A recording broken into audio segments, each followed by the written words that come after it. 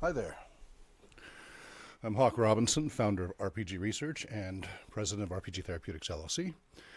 Also creator of the wheelchair-friendly RPG trailer and RPG bus. So for this video, I'd like to discuss the recurring, hotly debated topic: should game masters for role-playing games be paid?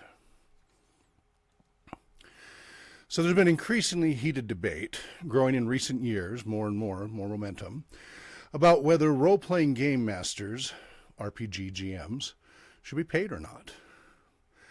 And, this is kind of an opinion piece, but, kind of depends. This article focuses on the pure entertainment RPG professionals, not RPG professionals in educational or therapeutic settings. And also, to be clear, this video posting is an opinion piece, not a formal research presentation. If you want more formal pieces, go ahead and see the research section of the site at www.rpgresearch.com. Scroll down to Research Focus and you can get the information there. So this is also from the first-person experiential perspective, but I am attempting to include persuasive argument components as someone that's been involved with role-playing games since the 1970s, running many sessions per week, and from time to time paid as a GM when desired since the 1980s. So should game masters of role-playing games be paid for what they do? Depends. Are you an amateur or a professional?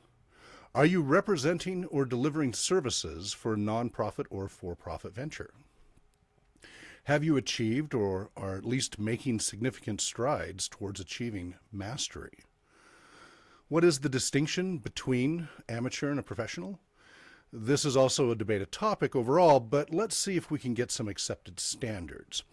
Merriam-Webster's dictionary defines an amateur as one who engages in a pursuit, study, science, or sport as a pastime rather than as a profession. Some examples include: she played soccer as an amateur before turning professional. A tournament that is open to both amateurs and professionals.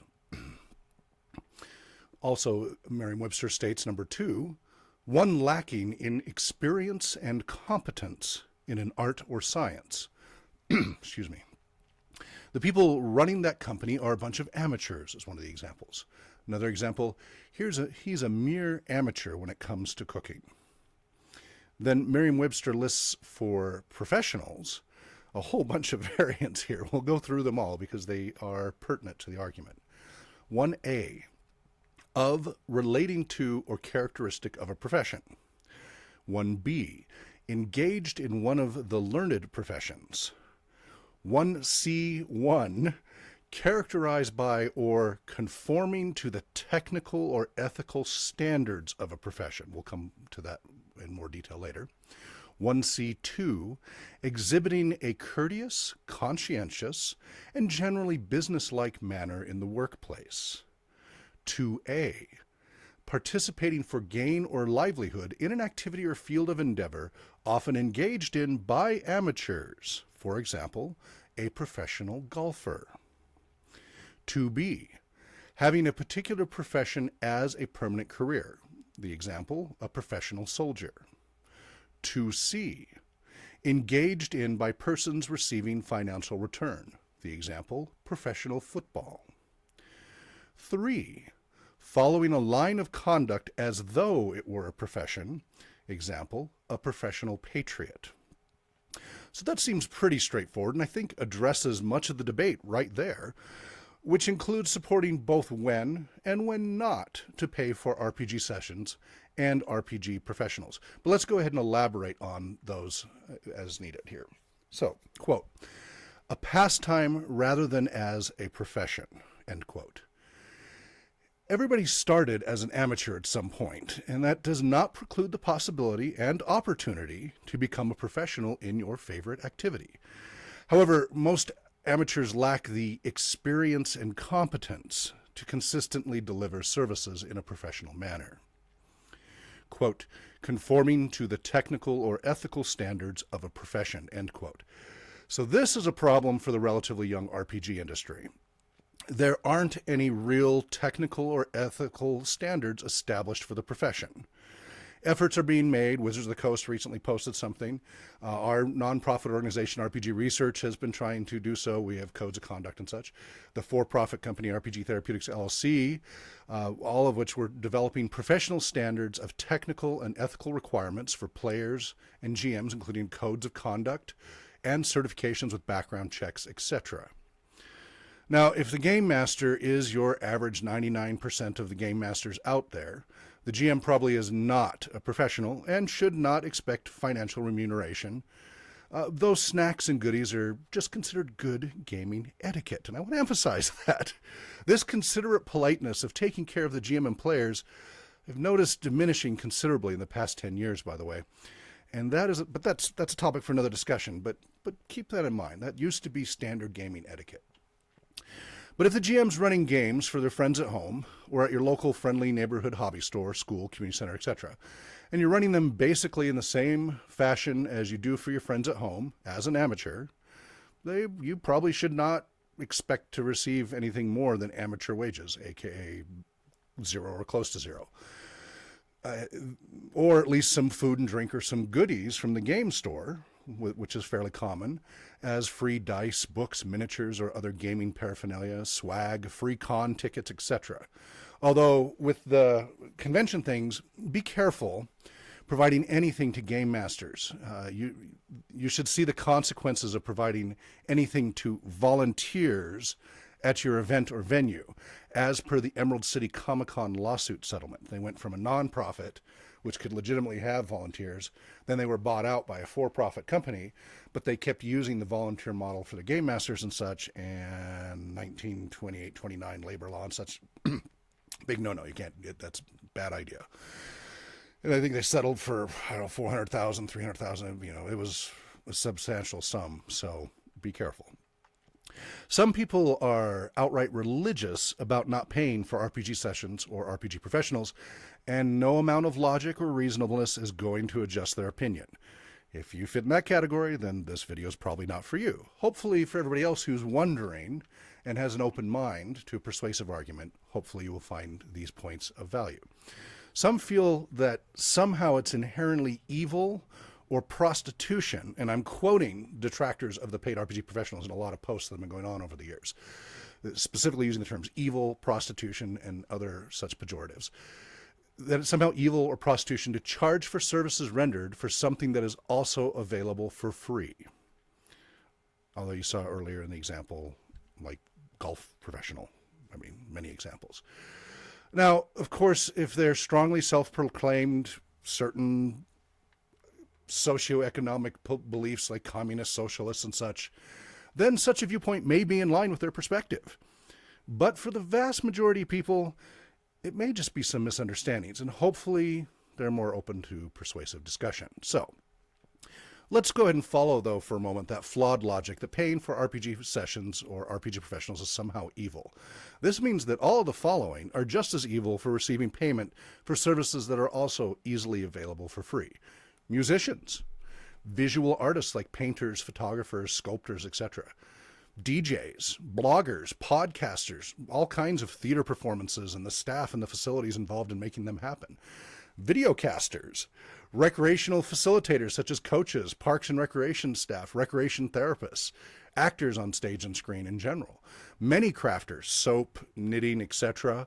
The list goes on extensively, but I hope you get the point there. So some, rather than saying this is evil, they're more worried that paid RPG sessions and paid RPG professionals threaten the availability of the free game sessions. Fortunately, history shows to date that this fear is likely completely unfounded. Odds are that there will always be more free games and free game masters available, though there's always a shortage of GMs in general. But there'll probably be a lot more of the free ones than the professional paid ones, just as there have been for most of the above listed services. Some of those have been around for eons. So if we could please lay those arguments to rest, since there isn't really much to back those arguments. There's plenty that refutes them, not a whole lot that supports them. And let's focus on much more reasonably salient discussion on this topic. So many of you are already paying for RPG sessions and RPG-related professionals, though not GMs directly. every time you buy the latest computer-based RPG, CRPG, or pay your monthly subscription to World of Warcraft, WoW, Twitch, or similar service. And many have to pay at the door for cons to attend the gaming that many are exclusively there to attend just the games. Some of you prefer to use the free-to-play services and receive a different caliber of service than those paying for the services. Also consider solo adventure books and modules, SABMs, like Choose Your Own Adventures, Lone Wolf, and many others, not to mention the vast array of rulebooks, modules, miniatures, etc. The debates about paying for RPG sessions and GMs generally focus on talking about tabletop and live-action RPG formats. But people should remember this about CRPGs, SABMs, and paid events like gaming cons and events at your store where you need to ante up a little money and such. If you are running a game at a for-profit company, such as a game store, bar, etc., and you are an amateur, you probably should expect the same level of compensation, 0, for being there with your friends or doing pickup games. If you're at this location because the venue owner specifically states they hope you will help increase sales, that gets a little trickier. And venue owners, you need to walk carefully when considering any kind of compensation for volunteers or contractors, since most don't actually meet the legal requirements for those roles and may either be considered by local, state, and federal agencies actually as an employee, requiring minimum wage and many other benefits and coverage, or at best a business-to-business relationship incurring all kinds of tax, insurance, and legal liability concerns. Now, think of it as you would for any other profession that has many amateurs, including some wannabes.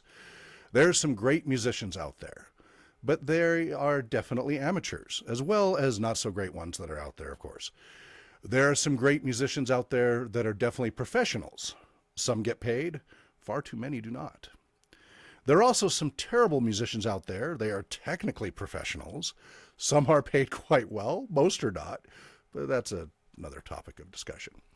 From my viewpoint, at a bare bones minimum, you need to meet at least one of the following requirements. 1, you are paid for your professional services. 2, you've invested at least 10,000 hours directly involved with the skill development. Now, that's more about mastery technically than being a paid professional.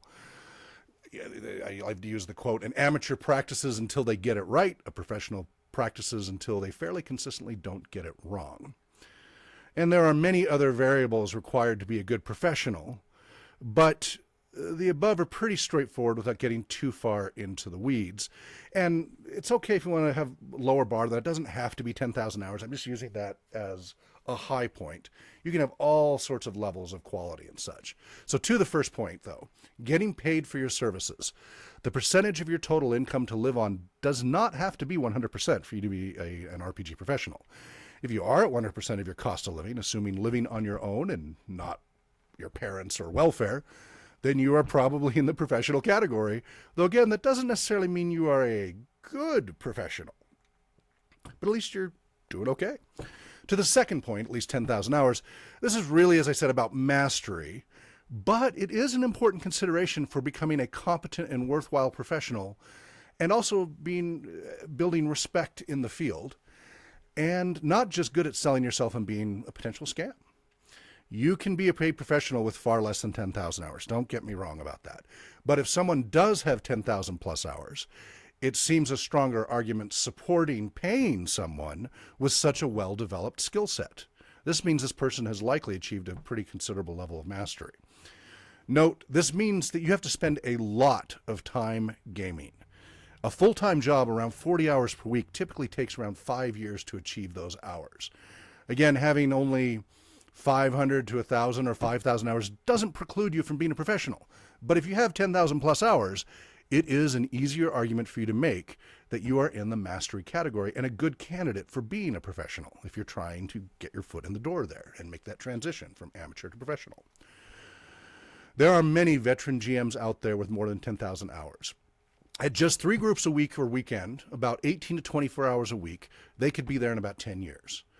Some may consider this overly stringent, setting this high bar, but the RPG industry is in sore need of higher standards. Additionally, there should be increasing pressure to include background checks to protect the youth and vulnerable populations.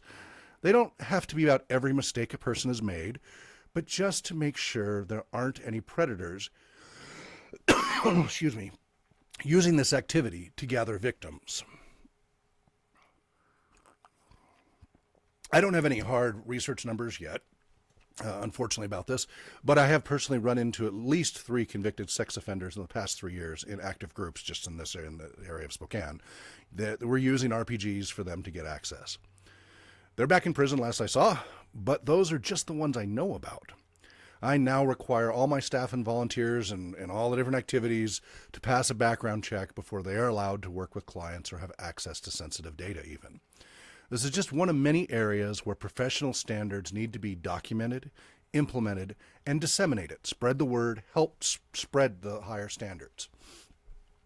Another important note about asking for payment, one should be careful about setting and changing expectations up front. If you start jamming with your friends and a few weeks, months go by, and later you suddenly demand that they pay you, that's not only uncouth, it's also unprofessional. If you want to start charging for your groups, start new ones that have a contract up front, even if it's just verbal, but setting expectations to pay. Don't ambush those currently in your unpaid groups. For those concerned about experienced GMs no longer being available in the free gaming pool, bringing it into a more personal perspective, while I've been paid for some groups if desired since 1983 for running groups beyond counting, anywhere from 1 to 12 groups per week, sessions ranging anywhere from 2 to 16 plus hours. We've done like the 24-hour marathons for Extra Life, etc. I still run some groups weekly or every other week for free. These free groups are more relaxing. I don't have to be fully on in professional mode, and so are not as much work as the paid groups. Though I also still have fun with my paid groups. It is also like the more stressful fun of performing at concerts than in my basement studio jamming with friends. I may play just as well, or not, in the jams as the concert, but there are a lot of professional differences between the two in effort, focus, behavior, attire, mannerisms, expectations, the list goes on. As a musician, in addition to developing your music and performance skills, if you want to get paid, you generally need to build a following. You will likely have to perform for free for a long time, unless pure luck is on your side, before you build enough of a following that people will be willing to pay for your performances, if ever. As a musician, if you're even remotely halfway decent, it's pretty easy to get free food and drink at a coffee shop or bar. Heck, I've easily done so as a musician with no following since the 1980s. But for the owner to break open the cash register and hand you precious bills and potentially deal with tax issues, etc., that's a whole other thing. If you want to actually get paid gigs at bars and other public for-profit venues, you need to provide some kind of audience draw, an audience that will come to see your performance and help increase sales for the public venue. As a GM, it's difficult and generally against the recommendations that we make for optimizing the gaming experience to run groups larger than 5 to 8 people. Now, I've run 20 plus people per table quite successfully, but I don't recommend it long term. Only bringing 6 to 8 people once per week to a venue, unless it's an absolutely tiny venue, isn't a lot of bottom line improvement for a business, so keep that in mind. Now, maybe for very small venues, if you provided sessions daily, 6 to 8 people might help them a little, but that is a really, really small venue.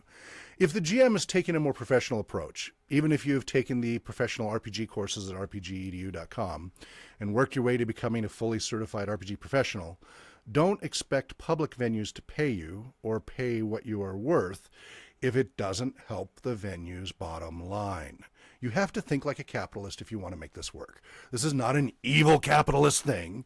This is just how the world works if you want to build, grow, and remain in business as a for-profit venture. Now, nonprofit settings have a wide range of considerations that are outside the scope of this conversation and might be good for discussion in another posting, but they also have to make enough money to stay operational or at least receive funding from somewhere to remain functioning. If you can run your game in a way that you have 4 to 8 players, but have an audience also being drawn to the location and successfully entertain that audience, well, that's a horse of a different color. Or if you are someone that can provide multiple game masters to run many groups at many tables so that you bring an audience of 20, 50, 100, 1,000 or more people, depending on the size of the venue, Now you're talking about something of financial value to the venue owner, and they are much more likely to be happy to pay you. If you have professional certification, meeting some professional standards of practice, you may more reasonably expect remuneration, though it's not a guarantee. That does not mean that every venue owner is going to have that expectation as well. You may have to educate them and prove to them that you are not just an amateur and that your professional services will help improve their bottom line. Another example, venue growing increasingly in popularity, is something like the game truck. Increasing numbers of parents have been, and if you're not familiar with the game truck, it's a mobile facility that shows up for birthday parties out in front of your house, and they've got a bunch of video games, and you herd all the kids on out, and up to like 16 kids can fit in the trailer, and they're all playing video games, packed in there on the couches, the big screens, having a blast, and then maybe they'll have the pizza there and everything, and all the mess and noise is over there, and the parents can just sit back and go, oh, isn't this a lovely birthday party? They're over there. And then they come back in, and kids go home. And they'll have them for 2 or 3 hours, and it'll be, so that's the game truck. And an increasing number of parents have been asking for game masters for role-playing games, for tabletop role-playing games, as well a little bit for LARP, for their children's birthdays. Because some of them have seen how much better role-playing games are for their kids than the typical video games to help with their social skills, their cooperation. Now, the game truck is typically, and you also might as well extrapolate this into the tabletop role-playing world, around $200 to $400 for 2 to 4 hours of gaming fun. For example, pulling up with the wheelchair-friendly RPG trailer and or the RPG bus parked in front of their house and herding the 6 to 12 kids into the trailer and or bus, rather than making a mess in the hosting parent's house. The parental bliss of not having the noisy kids in their house for 4 hours. Those of you with kids can understand. You can also take advantage of the growing gig economy and rent yourself out, just like Fiverr, Uber, OnForce, and other similar platforms, such as the RPGnetwork.net, and related platforms that are still under development on the way. For the gig economy workers, keep in mind, though, the gig method is increasingly in jeopardy as taxi drivers and others continue to push back against the gig economy, threatening already established unions and other organizations that feel directly threatened. The non-binding UK Employment Tribunal ruling is one example of a warning shot fired across the bow, and lawsuits are popping up all over the USA and elsewhere that will likely over time kill off the more laissez-faire gig economy, alas. But it should take a few years to complete the stranglehold, so enjoy it while you can. So basically, 99% of you GMs out there, unless you are serious about treating this like a profession, building a relevant professional resume, potentially acquiring credentials similar to those working toward degrees and certifications in computer tech, healthcare, professional performers, for example. Excuse me. Don't go in expecting payment. If you do get some reimbursement, hey, that's great. But think of it as the unknown amateur coffee shop musician getting some free food and drink. Just be grateful and enjoy.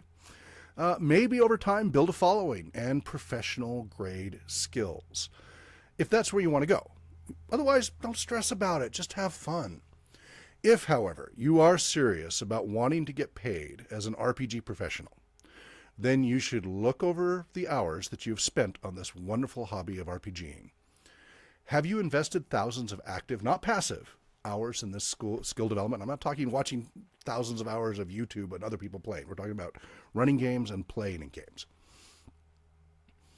10,000 hours is not required, as I said before, to become a professional. But if the answer is yes, that you've done 10,000 hours, then you have another data point towards selling yourself successfully. Are you acting like professionals do in other fields? Do you have your business license? Most cities require this if you are serious about making any real money. Do you have your general liability and or errors and emissions insurance or other similar protections, injury insurance, etc.? Have you created a business entity to help buffer yourself from personal liability? Are you marketing yourself? There are a long list of requirements to really becoming a professional in any field. Ultimately, what really matters is what the market will bear. Again, this is just my opinion, and all of the discussion that I hope will be generated from this is focused on the standard entertainment role-playing gaming. It does not even touch on the subject of RPG professionals in educational settings or therapeutic settings, as I stated before. Those are separate topics, and have been covered considerably throughout the website on rpgresearch.com over the years. So I won't go over those again here. This has already run on pretty long. But I hope this has been helpful for a wide range of people. Hopefully it will help some refine and define these topics, and hopefully reduce some of the rancor out there and bring it back down to a more moderate simmer. I also hope it is inspiring for those thinking about whether or not they should try to head down the road toward real professionalism as an RPG professional, or just enjoy what you do as a wonderful amateur supporting a most wonderful recreational activity. Whatever you decide, happy gaming.